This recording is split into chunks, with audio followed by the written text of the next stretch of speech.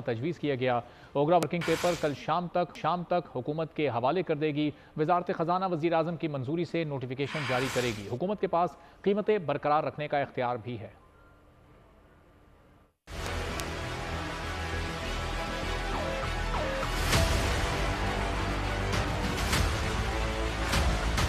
Petroleum मसनूआत पर नया working paper तैयार। कीमतों में एक बार फिर बड़े इजाफे का इम्कान। जराये के मुताबिक वर्किंग पेपर में पेट्रोलियम मसनूआत 20 रुपए महंगी करने की तजवीज दे दी गई।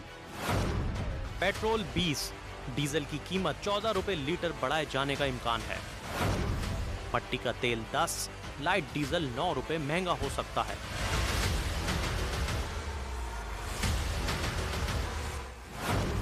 पेट्रोल की एक्स रिफाइनरी कीमत में 13.5, डीजल में 13 रुपए इजाफा तजवीज किया गया।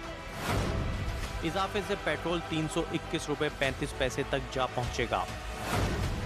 हाई स्पीड डीजल 325 रुपए 50 पैसे लीटर हो जाएगा। जराये के मुताबिक ओगरा वर्किंग पेपर कल शाम तक हुकूमत के हवाले कर देगी। वजारत खजाना वजीर आजम की मंजूरी से नोटिफिकेशन जारी करेगी। हुकूमत के पास कीमतें बरकरार रखने का इख्तियार भी है।